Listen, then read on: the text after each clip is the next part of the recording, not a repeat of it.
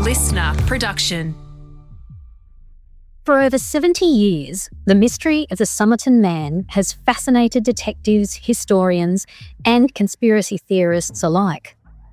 A man found dead on an Adelaide beach in 1948, his identity unknown, his past a riddle, and his pocket containing a cryptic phrase, Tamam Shud, meaning, it is finished.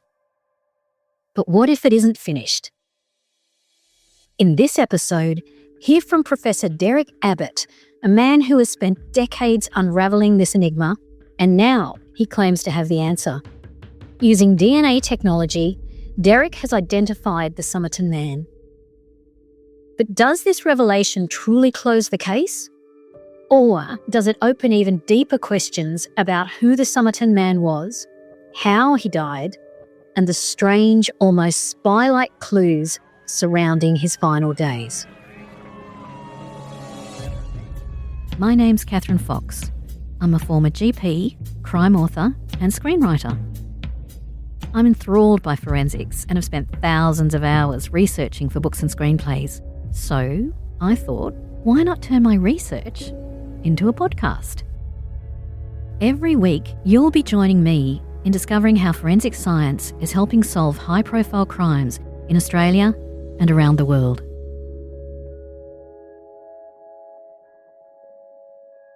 He was found in 1948 on Somerton Beach in Adelaide.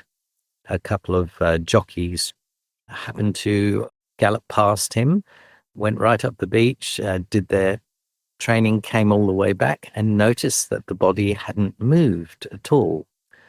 And they thought, this is a bit strange. So one of them got off his horse and lifted up the Somerton Man's leg, one of his legs, and found it was stiff as a board. And so it was at that point that they called the police.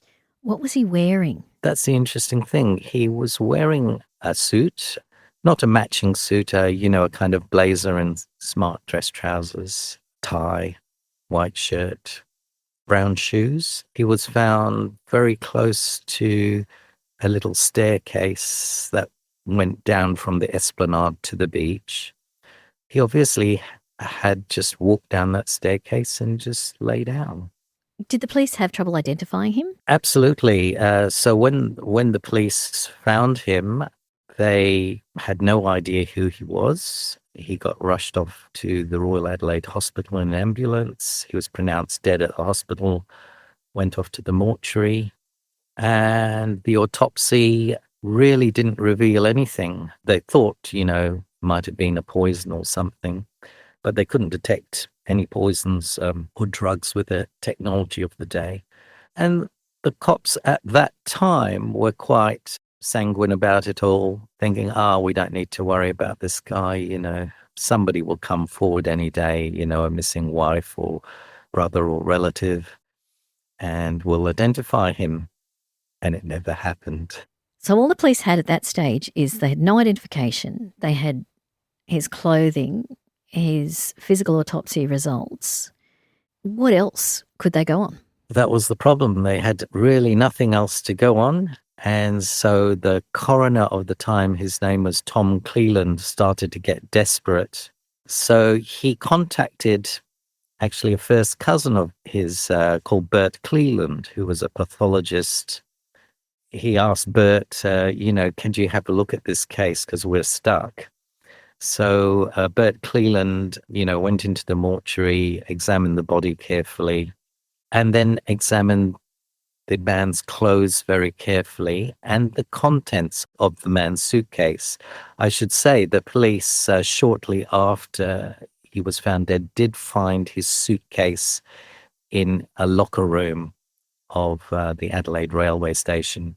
And they were convinced it was his suitcase and not anyone else's for a number of reasons. A, it was checked in the day before he died. And B, no one came to claim it. And the thing that clinched it is it had a card of thread for sewing buttons and things like that, which had a very unusual sepia color that wasn't very common. And they found a couple of buttons on his clothes sewn with that very same thread that seemed to match exactly under a microscope. So they were convinced this was the man's suitcase. And so Bert Cleland went that extra step now, and he double checked that this is really his suitcase. And so what he did something quite clever. He checked that all the clothes in the suitcase fit the Somerton Man, to make sure it really was his stuff. And it's quite clever how he did it. I'm not sure I would have thought of this myself, because if you think about it, if you got a dead body lying on a slab, how on earth do you try the clothes on and check they're the right size? So his clever idea is he took the clothes that the man was found in and found a colleague that exactly fit those clothes, and then tried on all the other clothes, got him to try on all the other clothes that were in the suitcase, and they all fit perfectly. So they were convinced that they had nailed it. And then when he carefully went through all the clothes and items one by one, he found something that the police had missed at the time. In the man's waistband was what's called a man's fob pocket. Trousers like this are still made today. There's a little slit in the waistband, and this is called a fob pocket. Used to be for a fob watch. And what Bert Cleland found is he found a tiny piece of rolled up paper squished right into the bottom of the fob pocket. And apparently Bert found it quite difficult to pull this piece of paper out of the fob pocket. It was really jammed in there tightly, and so he had to get it out with a pair of tweezers. And it was a piece of paper with some writing on it. Now, not handwriting, it was actually printed. And it was printed with the words Tamam Shud. And he had no idea what that meant at the time. So he handed this over to the police and said, look, I found this. I have no idea what this is. And, they asked around. No one knew. And so the police thought this was sufficiently mysterious that they would have an article put in the local newspaper. So the local newspaper, showed a photograph of this strange piece of paper with strange words on it. And of all people, it was somebody in the offices of the newspaper itself who actually knew what it meant. And he says, oh, yeah, I know what that is. It's the last words in a book of poetry called the Rubaiyat of Omar Khayyam. Armed with that information, the police realized that this piece of paper was torn out of an actual poetry book. And so the following day, they put another article in the local newspaper saying, has anyone got a copy of the Rubaiyat of Omar Khayyam with a page torn out? As luck would have it, actually a number of people dropped in copies of Rubaiyats into their local police stations. And I think there was about 3 or 4 people handed books in. A number of them were dismissed as not being the correct book, but there was one that looked like this is where the piece of paper had come from. And so they took it to a specialist, a paper specialist, who looked at the piece of paper carefully under a microscope, the paper that was found in the man's pocket, and compared it with the poetry book that was handed in, and said, yep, this is from the same book. So the police thought, right, this is it. We found the book. Now they interviewed the chap who handed it in and said, well, where did you get this from? And he said, my car was parked in Glenelg, 6 months ago. And I came to drive away one day and, just found this lying on the back seat. And the police believed him. He was a respectable person. They had no reason to suspect this chap had anything to do with the case, but they started to pursue this poetry book. Now, what does the phrase that was torn out actually mean? It's obviously a Farsi phrase. What does it mean in English, translated to? Yes, so I was very lucky because we have lots of Iranian students in my university, so I was able to ask one of my PhD students at the time, and I said, hey, what does this mean? And he says, tamam means finish, Should is what we call an auxiliary verb. It doesn't mean anything on its own, but the fact it's together with the tamam puts it into the past tense. So it means finished or ended. And I said, okay, so that's appropriate that it's on the end of the poetry book. But the fact that it was found in the man's pocket, the police felt, after they knew what it meant, they felt, this has the flavor of a suicide note. The other interesting thing about this book is on the back cover were these letters that look like some kind of code.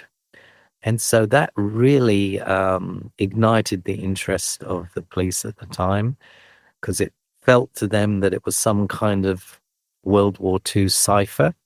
There were all speculations in the press about the time. Oh, is this man a spy? The other thing that fueled the speculation that he might have been a spy was that it turned out the clothes he was wearing had the manufacturer's labels torn off. And so the police went to great lengths to see if anyone could decode the so-called cipher. They even sent it to Navy decryptors who were not able to do anything with it. They published it in the papers to see if any members of the public could decrypt it, and no one could. I suppose too that Adelaide wasn't a large place, and media did go around Australia as far as I'm aware. So if this was a foreigner, people were suspicious of foreigners at the time as well, who were unidentified, particularly removing labels from your clothes. You don't want to be identified. And we didn't have a lot of immigration from Iran at the time. And so Persia, they were all very foreign concepts to a lot of Australians at the time. Yes. Though in defense of the Persian poetry book, it was actually very popular in Australia in the World War II era. And this guy was never thought to be Persian himself. But Cleland, who looked at the body, thought the man looked like a Britisher himself. That was his words. He used the word Britisher.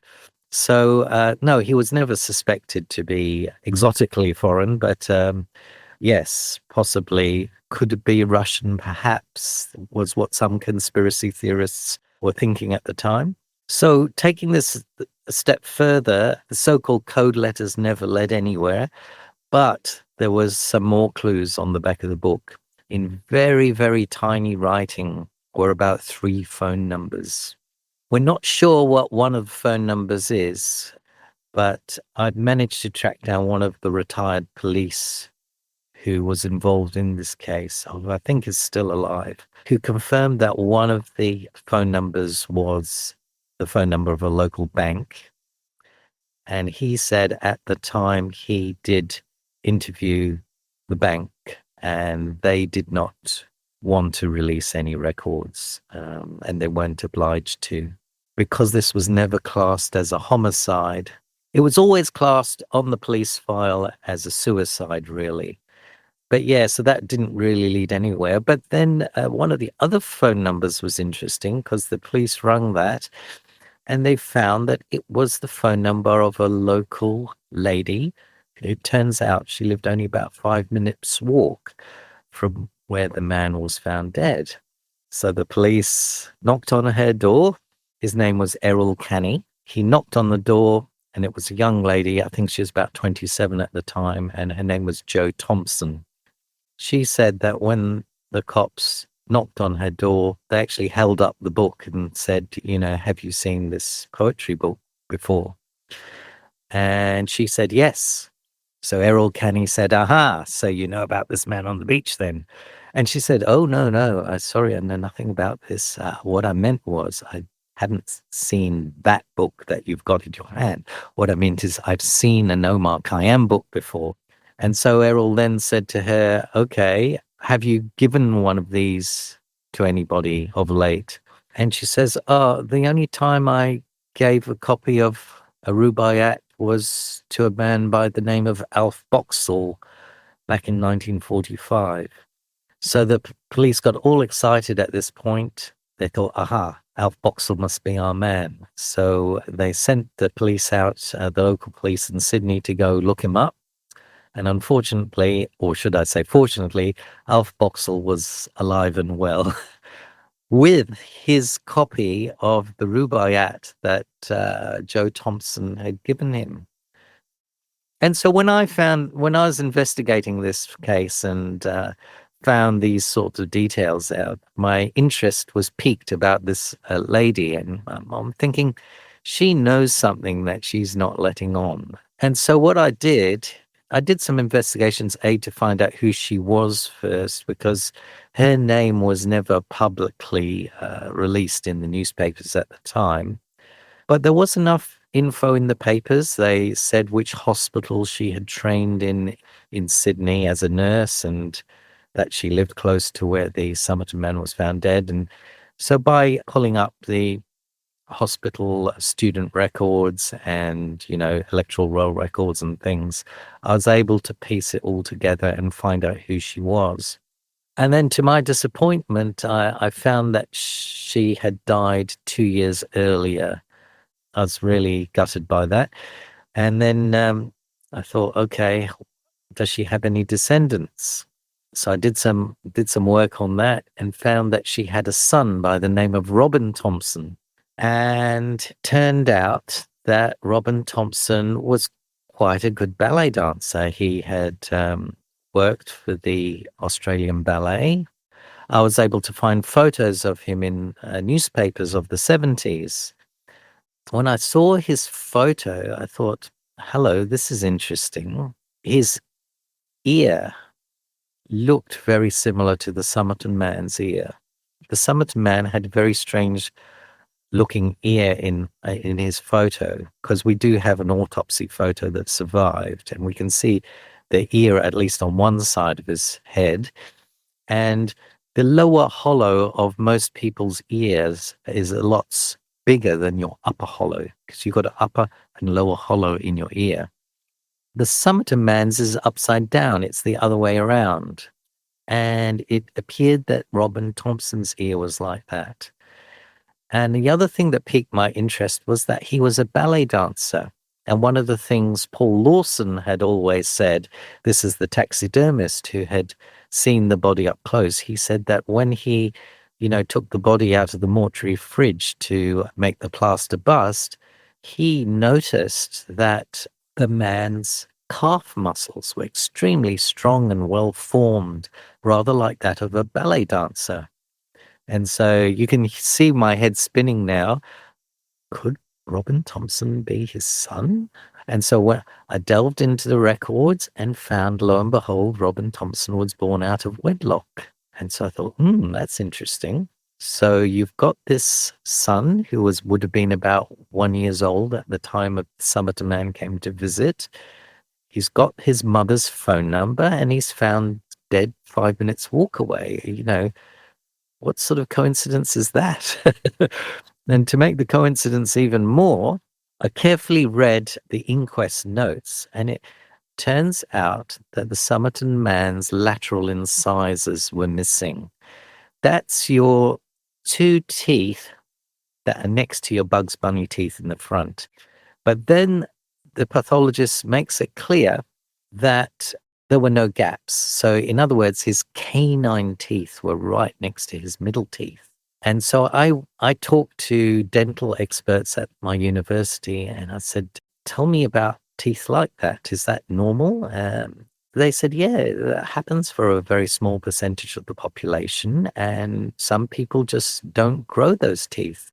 And if there's no gaps there, it's not like he's lost them, and it's bilateral, it's on both sides. So they said, yeah, if it's like that, that's usually a congenital thing. So you can inherit that condition. And so I went back to the photo of Robin Thompson, and I fell off my chair because Robin Thompson had the same condition. So anyway, by the time I found out who Robin Thompson was and how to contact him, I found that he'd literally died 2 months before I figured out how to contact him. And he died of cancer, unfortunately. So it was very sad, died quite young as well. So I almost lost to know what to do. I thought, well, let's try one more thing. Let's see if Robin Thompson has any descendants. So I did some investigation and found out that he had a daughter who happened to be living in Brisbane at the time. So went and interviewed her, and just as I thought, knew absolutely nothing about it, and hadn't even heard of the case before I raised it. But just as a bit of love interest for your listeners, although she turned out to be totally useless, I ended up marrying her. No. Yeah, so we've been married for over 10 years now, and we have 3 children. So it's amazing how these things, if you follow something through, how it can completely change your life. But did you ever tell your wife you wanted her for a DNA? Well, we all joked about that at the time, yes. She still jokes about it. Anyway, of course, that's one of the first things I did, and with her consent, got her DNA. And her DNA was really weird. By putting her DNA on those sort of sites like 23andMe and Ancestry, etc., we found that she had a huge cluster of cousins in the third and fourth cousin range that were very densely populated in the Virginia area. And anyone that lined up in the same particular spot in one of her chromosomes were able to find some way of connecting that person to Thomas Jefferson's family tree. So that was really weird. And so I was thinking, well, you know, if she is got some sort of American ancestry, could the Somerton Man be American? And one of the strange things about the Somerton Man is he had chewing gum in his pocket, which wasn't that common in those days for adults to have. It was more of an American thing. The other thing that blew me away is in Bert Cleland's notes. It says that the Somerton Man had in his suitcase something called a shirt coat. Looked up what a shirt coat was, and it was a fashion. It was actually an American fashion around the 40s. What it was a shirt that was very long. And so you could either tuck it in and it would look like a normal shirt, or you could leave it hanging out and it would be like a casual summer coat. If the Somerton Man was an Aussie, what's he doing with this unfashionable American item? And so putting all these factors together, I'm thinking, my God, could this guy be American?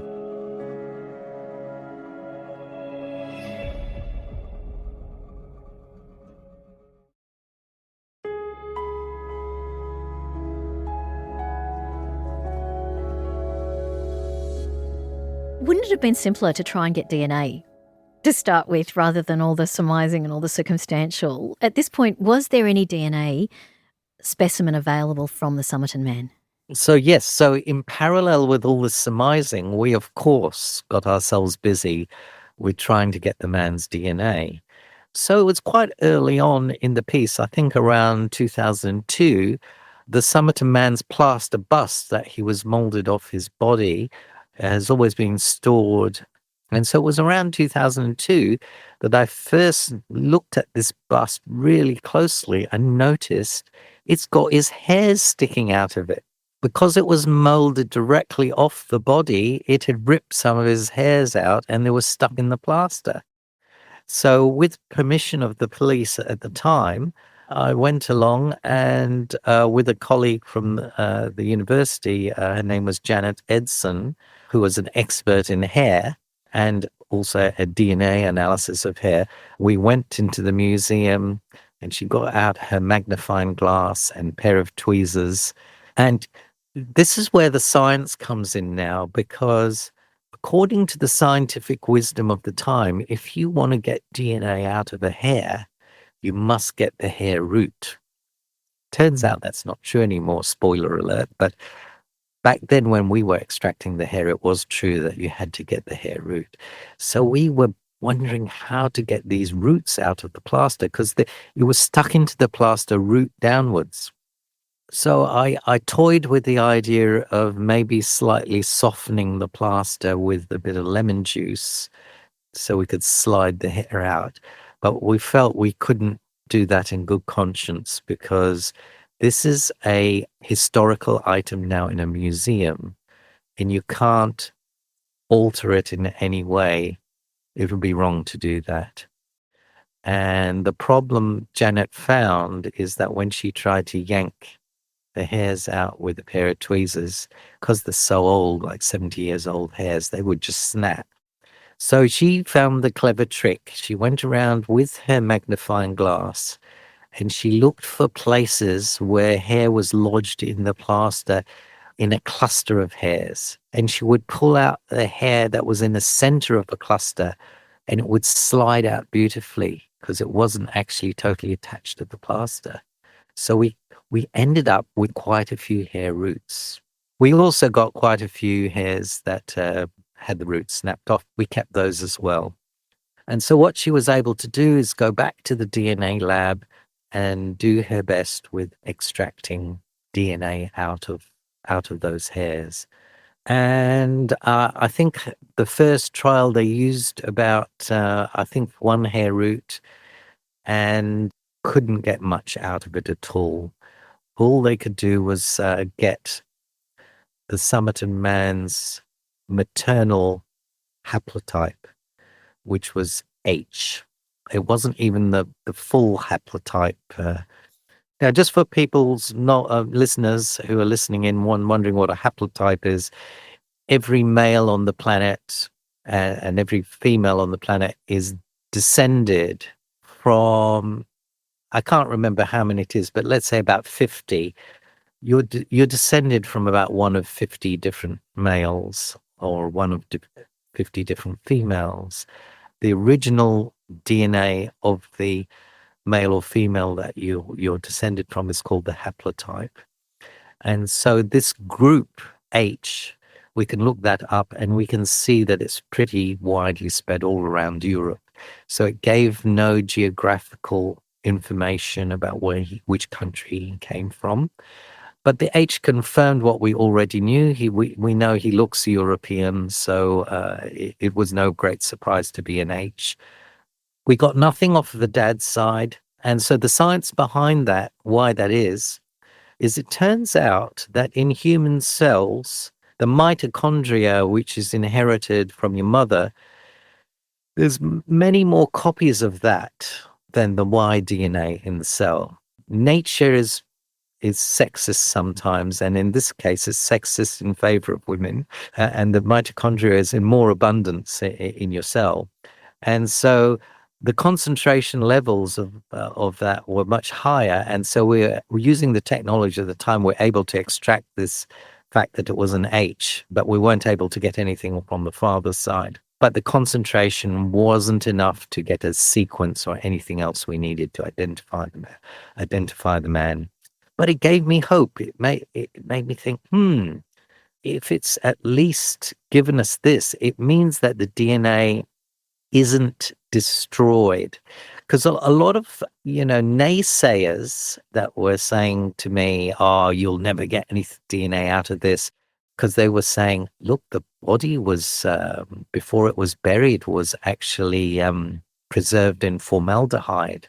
Formaldehyde destroys the DNA.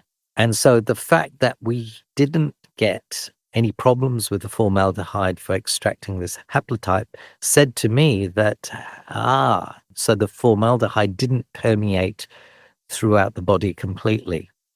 And then when you look carefully into what actually happened, is the preservation of the body happened after the autopsy.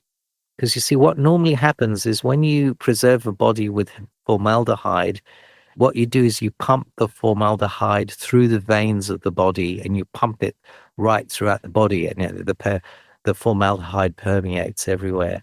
But because it was done after the autopsy, all the organs had been cut and, veins and arteries had been cut. You couldn't do that anymore. And so the guy who did the preservation, what he had done is he'd basically gone round with the syringe and just injected formaldehyde at random points around the body. So luckily, he had maybe missed parts of the scalp where the hairs had come from. So this gave me hope that if we persist, we'll get more DNA. So 3 years later, we did. In the lab, DNA labs at Adelaide Uni, they had another crack at it. And this time they used about 3 hair roots in an attempt to get the concentration level up. Also, the technology had already improved over those 3 years and got a fantastic result. We got all the Somerton man's mitochondria. So we got everything from his mum's side. We got the full haplogroup. Unfortunately, that didn't tell us which country he was from still, because that haplogroup was still, in the more detailed version of it, was still very widely spread around Europe. So it didn't really tell us much. And guess what? We got some of this, what's called autosomal DNA, which is DNA that is inherited from both your mother and father. And this is the type of DNA that is used on websites like Ancestry.com and 23andMe. To give you an idea, Ancestry.com use 2 million of these DNA markers. So if anyone's listening to this and you decide, pay your $99 and go on at Ancestry.com, they're basically using only 2 million of your DNA markers. When I say only, that's because your full DNA is a lot more than that.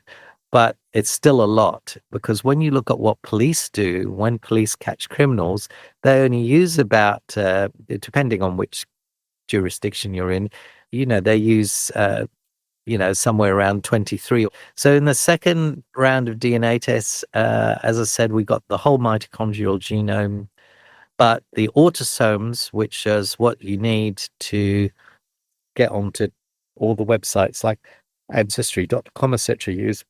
They use 2 million markers. I think we got about 40,000, and only about 16,000 were usable.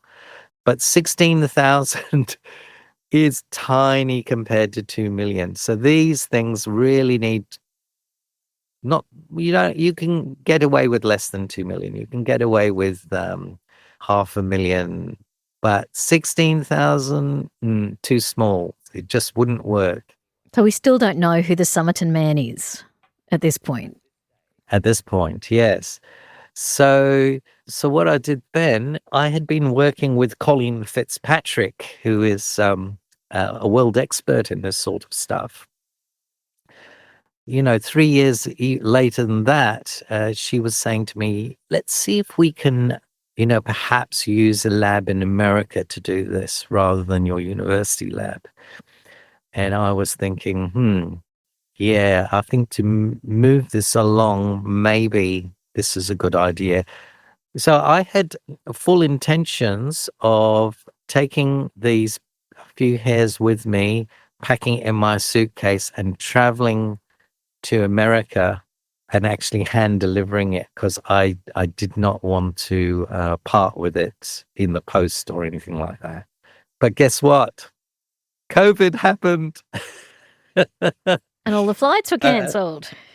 Yeah, well, yeah. And I wasn't even allowed to travel and stuff like that. And so there's a lot of pressure on me at the time to get off my bum and do this, coming from all various directions. And so I gave in the end, and I said, all right, I'll post this.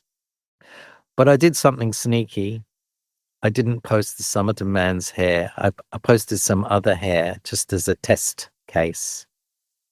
And everything worked out fine, and the results were all correct, blah, blah, blah. So I then very nervously sent them the real hair the second time around. Now, this is interesting what happened here, because you know how I was saying earlier that the wisdom was that you always have to have the hair roots. The reason where this wisdom came from is that in police DNA tests, they only use 23 markers, not 2 million. And because they're using such a small number of markers, they have enormously strict protocols around the DNA and not contaminate it and this and that. And, when it comes to hair, they always say, oh, you have to go for the roots. And the reason for the roots is the DNA markers the police use are what are called STRs. They're quite long strands of DNA, whereas what Ancestry.com uses are a different thing. They're not STRs, they're called SNPs or SNPs. And the interesting thing about SNPs is they're much smaller segments than STRs. And you see, you can't get large STRs out of hair shaft. You can only get them out of the hair roots. So that's where that wisdom came from. But hang on a minute. We want to use SNPs now, which are the shorter ones. So you should be able to get them out of the hair shaft, shouldn't you? So what we did, still not kind of fully appreciating the significance of all that ourselves, we actually sent hair root to the lab. And guess what happened? It was a flop. They couldn't get anything out of the hair root, the American lab. So absolutely gutted and almost an act of desperation now. I sent them quite a long strand of Somerton Man's hair that was shaft only. And guess what? We actually got 2 million SNPs, SNPs, which is the exact number, say, that Ancestry uses. Now, admittedly, only about 1 million of the 2 million were actually usable, but that was fine. That's still way more than enough. You can get away with 500,000 if you have to. So what we're able to do is we were then able to take those million SNPs and upload it onto a bit of software that can compare the Somerton Man's DNA with literally millions of other people's DNA. People that have voluntarily put their DNA on Ancestry, 23andme.com, etc., can voluntarily take that DNA of theirs and put it on this special website as well. And the closest match we got was a chap by the name of Hargreaves that lived in Victoria. And we thought, wow, that's interesting, a Victorian. And all the other close matches tended to be people in Victoria as well. So we're thinking, oh, this American hypothesis seems to be debunked here straight away. And it's also debunking the Russian hypothesis straight away. And all the other conspiracy theories all just suddenly fell away all at once. And so the first thing I did, of course, was compare against my wife. And guess what? Not a smidgen of a connection. Nothing. Zero. So all these strange coincidences of the Somerton Man having the phone number of my wife's grandmother and having the same congenital tooth defect and the same ear and the ballet calf muscles, all that was just an enormously strange coincidence. Well, that's circumstantial, isn't it? That's all circumstantial evidence, which is proven inaccurate. But it was nevertheless incredible that it was so unlikely, and yet never came to anything. Now, we came at a dead end with the Hargreaves chap initially because, you see, he didn't know who his father was. So Colleen said, let's treat Hargreaves as we would the Somerton Man in the first place, because we don't know who the Somerton Man. So let's just treat Hargreaves as somebody who we don't know who it is and see if we can find out for him who his father was, and then bang, build out his family tree. So we did a bit of investigation, and lo and behold, Colleen gets the credit for this bit. She totally cracked it and found out who his father was. Once we knew who his father was, we built out his family tree as much as we could. And at the end of it all, with all the bits of tree that we had all worked on, we had about 4,000 people on this huge tree. And we found a couple of people on there of the right age and generation with no date of death. So there was one chap, he was connected to a family by the name of Keane. And that's very significant because the Somerton Man had a tie in his suitcase with the name Keane written on the back. And a couple of his vests had the name Keane on it as well. Oh, and he had a canvas laundry bag with the name Keane printed on it. And so at the time, this was a huge clue, because if somebody in those days, in the 40s, if somebody has a name actually printed on a laundry bag, that smacks of an institution, like an army laundry bag. But, the police were never able to find anyone with the name Keane that had gone missing that could be the Somerton Man. And so we look in great detail in this Keane family, and there were Catholics, and we, pulled out old Catholic church records to see if there were any missing Keanes that weren't on the tree, and we weren't able to find anything.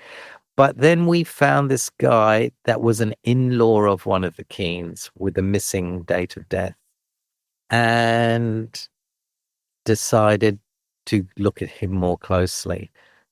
And then I said to Colleen, but what's the point of that? He's not a Keane. So we look at this chap, dig into him and his family tree. The Somerton Man is obviously connected to him because we found this man through the Somerton Man's DNA.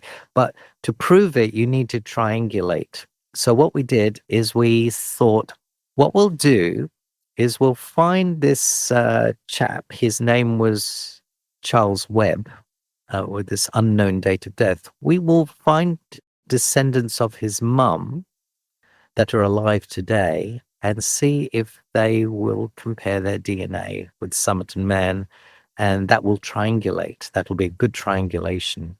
So we did that, built out this beautiful family tree, and found somebody, did their DNA, compared it against the Somerton Man, and guess what? It was not a match. Colleen looked at it carefully again, and what we found out is Charles Webb's mum grew up with a surname that wasn't actually the surname of her father. She had grown up with a presumed father. And so the whole tree we had built out was all based on her wrong father. And those people were not related. So we did some investigation and we found the correct father.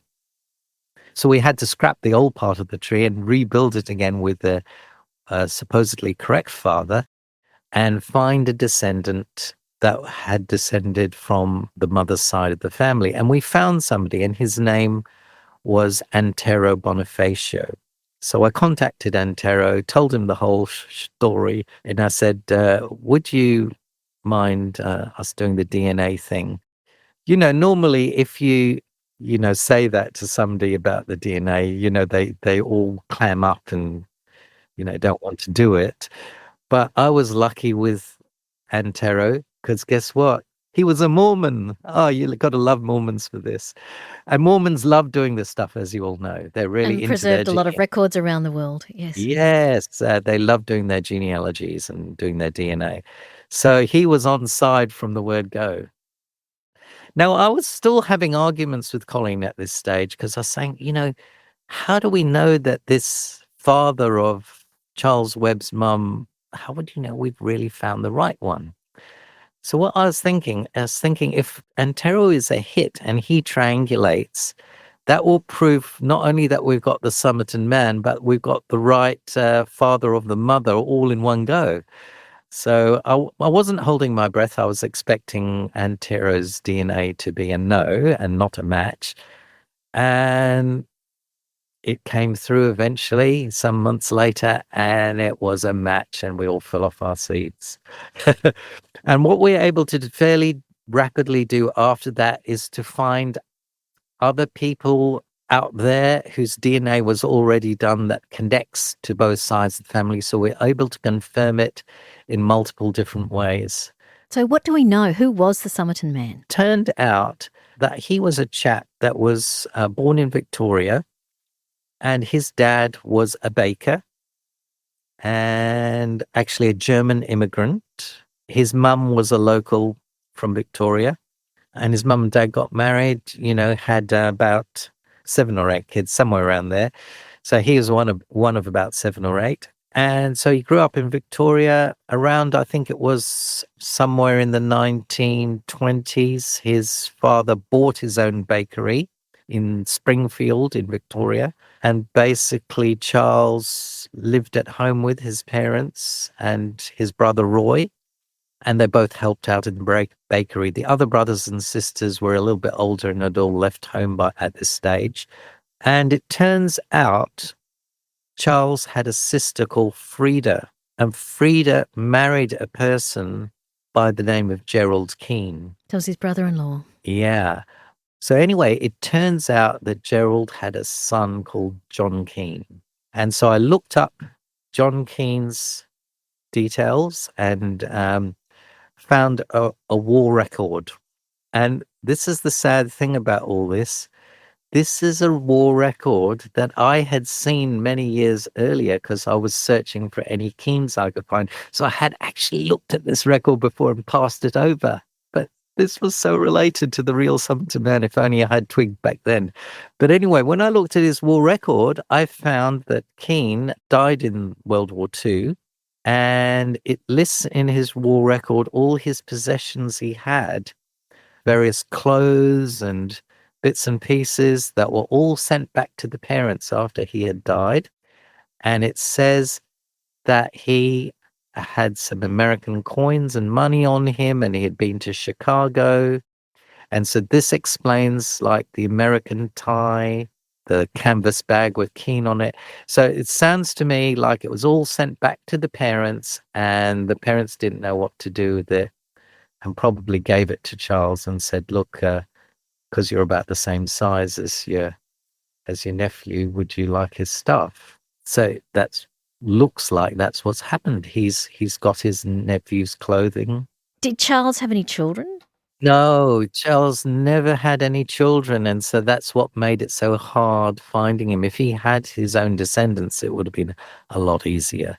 He did get married, but he got shortly divorced afterwards. One of the things, though, that we still obviously don't know the answer to is what caused his death. We don't know how he died, but let me tell you something sad. I looked up all his brothers and sisters.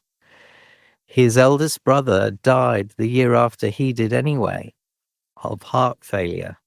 And one of his brothers died as a prisoner of war in World War II, so we can't count that. But all the others, they all died of heart failure shortly after Charles died.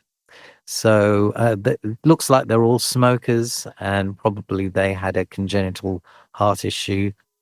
So the sad thing is, if he hadn't died on that beach at that time in 48, judging by all his brothers and sisters, he probably only had 4 years left anyway, 4 or 5 years left.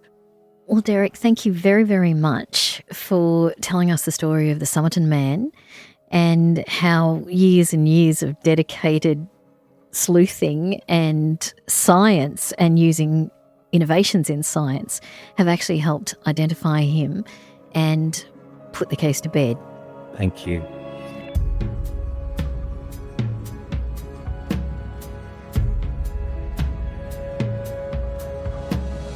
Crime Insiders Forensics is a LiSTNR original production. It's hosted by me, Catherine Fox. Production team includes Holly Mitchell, Link Kelly and Jade Murray. Executive producer is Dan Mullins. Well, I'm sorry to say, but this episode is actually my last hosting Crime Insiders Forensics. I'm very privileged to work with a wonderful team at LiSTNR, but share the trust and experiences of forensic experts who have been so open and honest about some of their most vulnerable moments and most powerful moments too in their careers. But mostly thank you too for the audience. The audience has been very loyal and very committed. I am, though, leaving you in the very capable hands of Liz Porter, who's a wonderful author and is very knowledgeable about forensics and very passionate about true crime. So I have no doubt that Crime Insiders Forensics is just going to go from strength to strength. And if you want to follow me on Instagram, the link is going to be in the show notes.